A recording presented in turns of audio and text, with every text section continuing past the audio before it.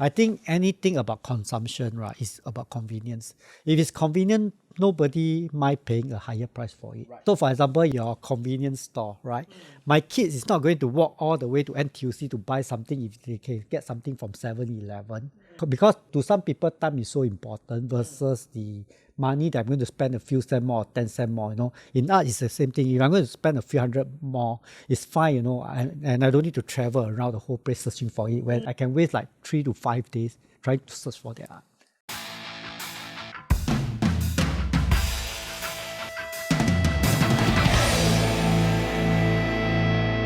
So, looking back, let's say we are, I would say 20, 30 years back, when I would say we were at a point in time where we were about, right, to increase our efforts in trying to preserve our culture.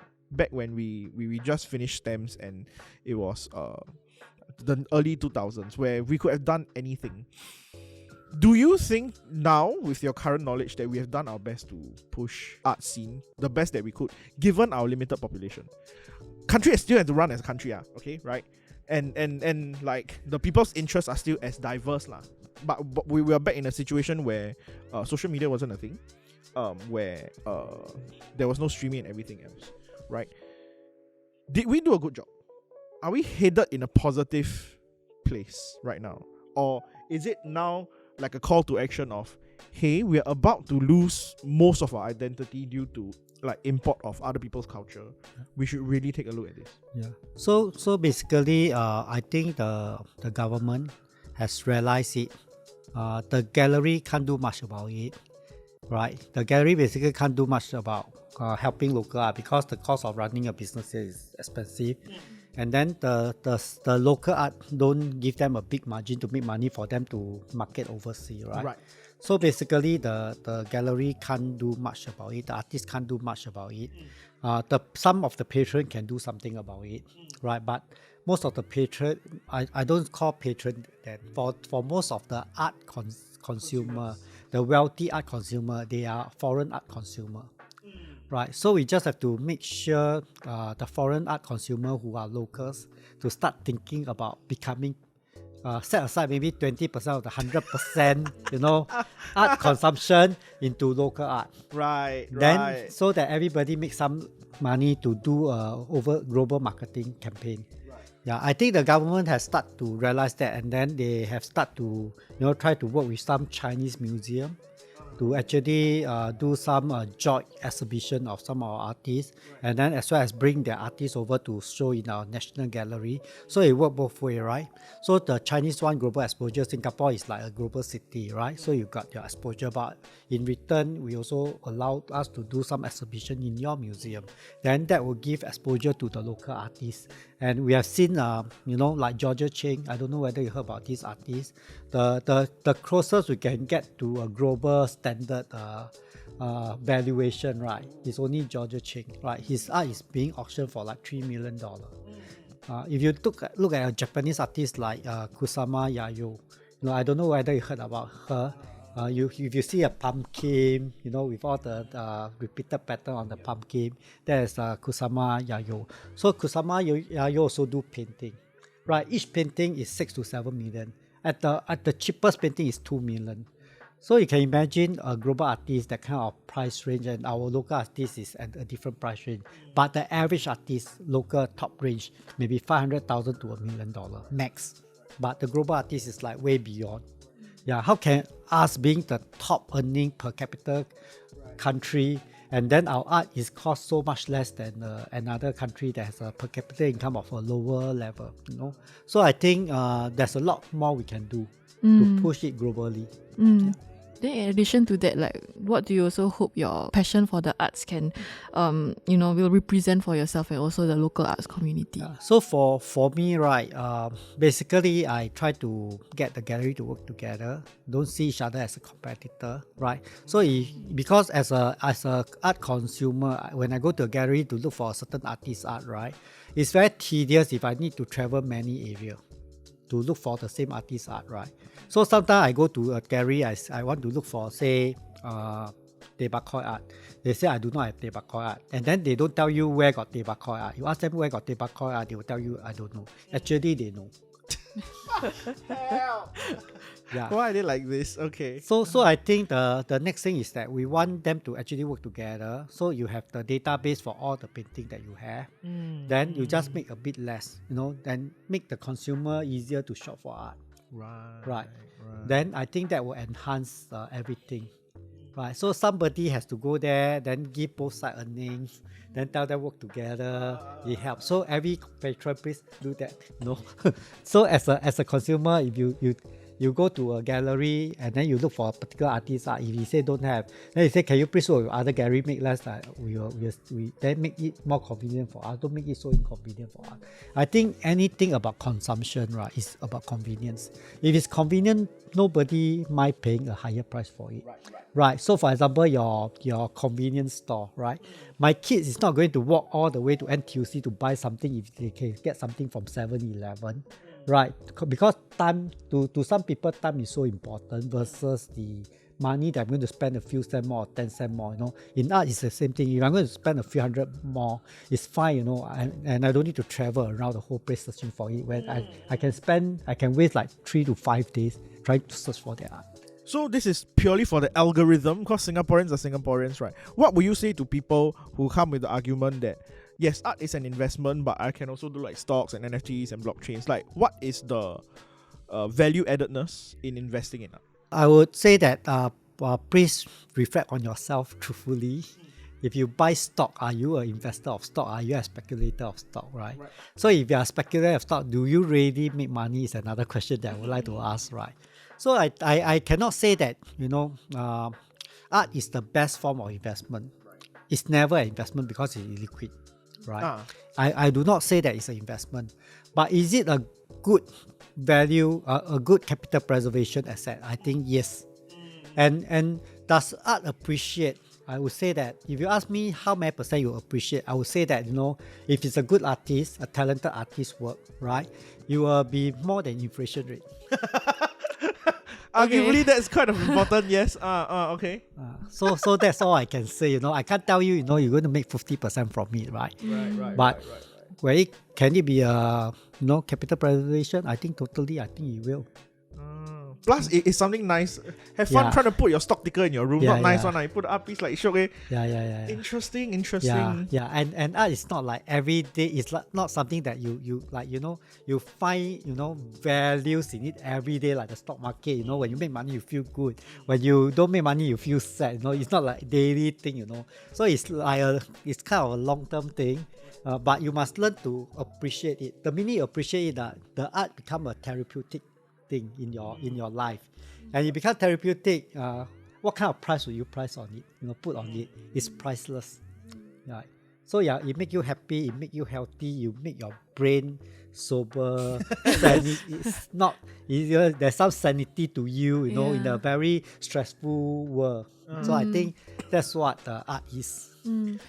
I have a friend who is a parent, and I basically gifted the family a piece of art, which is essentially just a caterpillar growing into a butterfly, right? And each part of that art piece is painted by the artist at a different time. So you can tell that the paint dry in a different place. And I was telling the mom, say that it would be useful for you. This was like 2012. It would be useful for your kid to understand this picture as he or she grows up. Then she was recently telling me that she finally understood what it means to be like the between of the cocoon and the butterfly, because that part is the worst. It's the worst looking one. It's just hey tata one poo. And at first she was like, oh, this art piece may be spoiled as a kid. When she grows up, she realizes that metamorphosis is the worst, and it's usually the most confusing. But once I get to the beautiful part, I get it.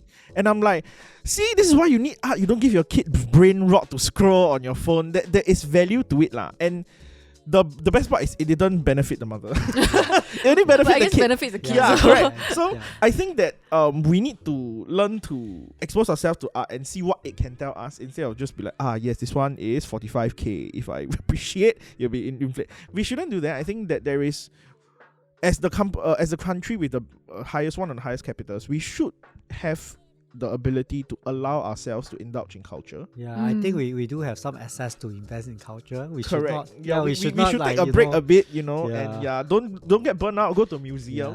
And if you have some spare income, contribute. So after people watching this really inspired, now really want to invest in art, what's the good first step for our average viewer?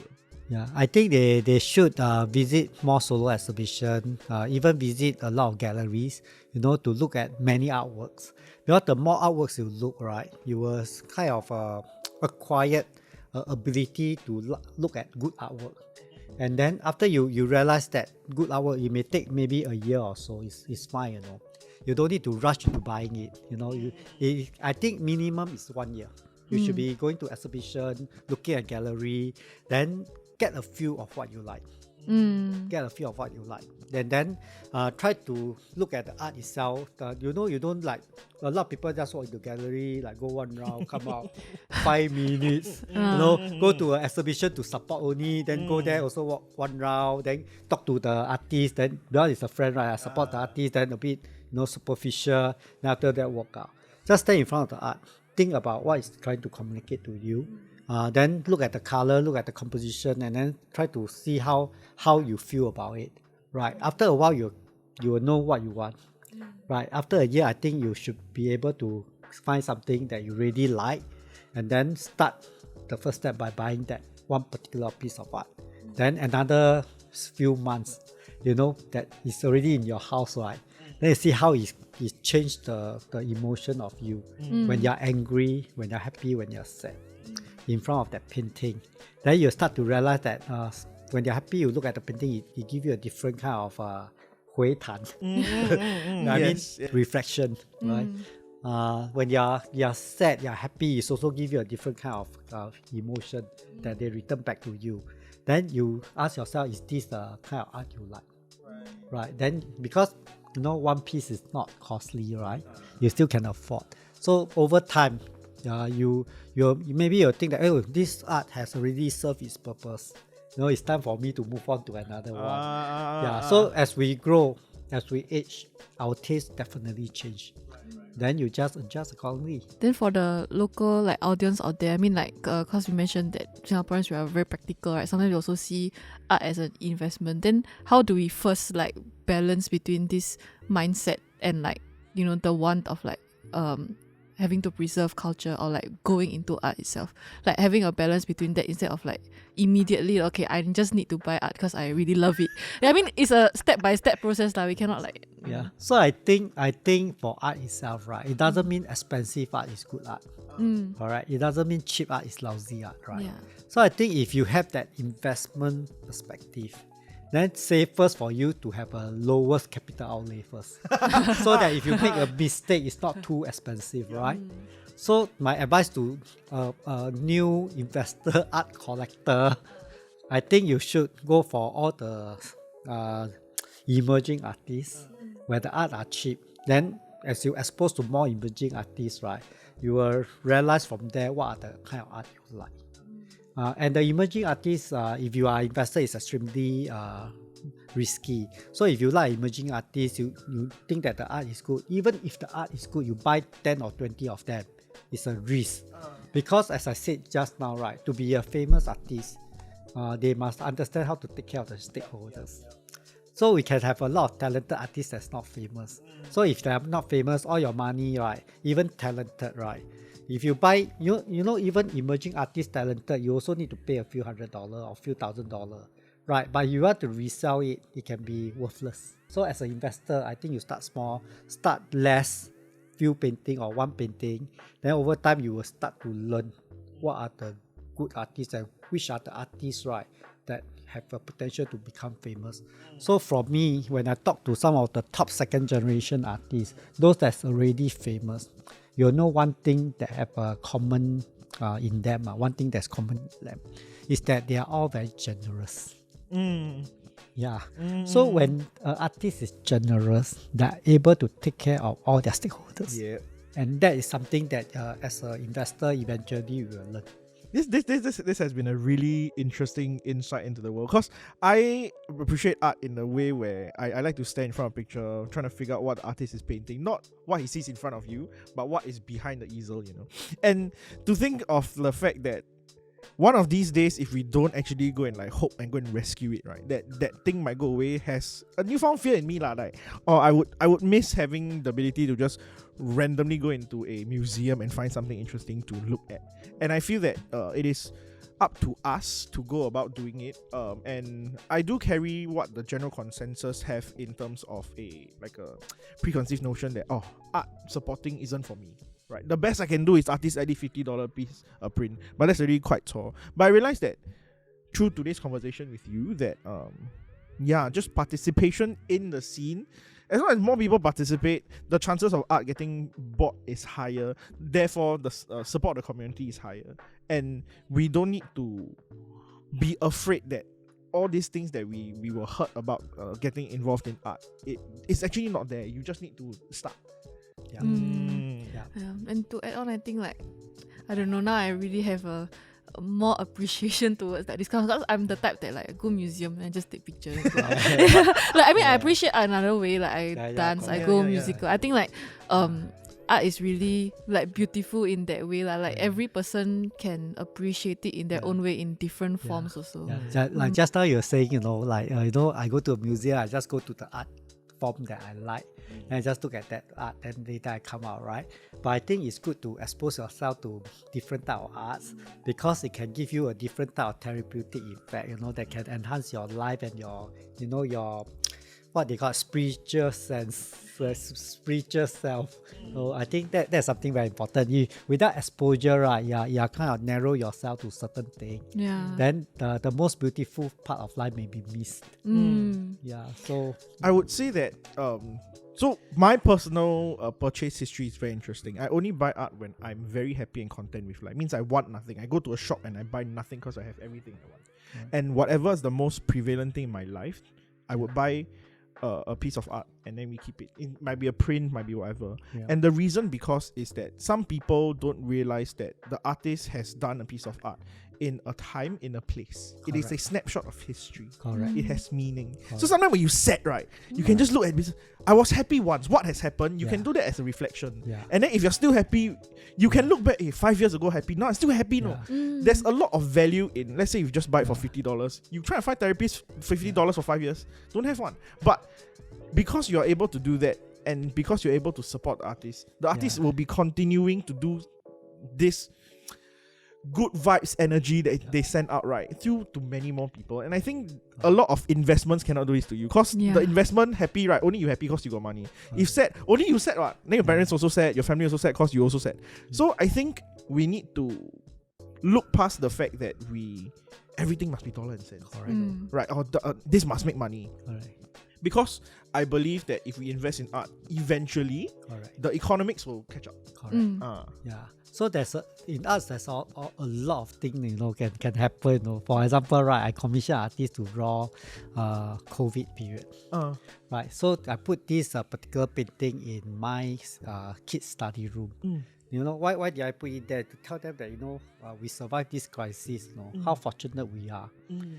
So appreciate life as it is. Don't every day complain about certain things. Work hard, contribute back to the society. Like today, why we survive COVID, because of all these researchers. That come out with certain vaccine. Of course, there's controversy over the vaccine, but it still saves a lot of life more than the harm it caused, right? And here we are today talking to each other. So I want the kids to say that study hard. We need you to be the next vaccine inventor, right? You may not be in vaccine, but in any other industry that you can contribute. I think that's extremely important. Alright, with that, I think we've come to a very beautiful end to this episode about arts and the support of arts in the local scene. I would like to, of course, thank Stephen for telling us so much of the things that we assumed were all wrong, but now we get a clearer insight on how to go about supporting art, why we should support art, and how it is a beneficial addition to our lives. I think that if you ever are in the moment where you're thinking about is art the right thing for me? What we've learned from Stephen today is try. The moment you try, you will find out. And most of the time, so far, you would say try most likely is a positive It's a outcome. positive. But not only that, right? When you try, you're also helping somebody else, right? Mm. So what's the best, right? When you try something and then the byproduct is that you are helping somebody. Hit many And with birds in one that, stone. I would like to thank everyone for watching this episode of Are You For Real? My name is Ian. I'm Shireen. And a big shout outs to Stevens. Bye. We will see you on the next episode. Yes. Bye-bye.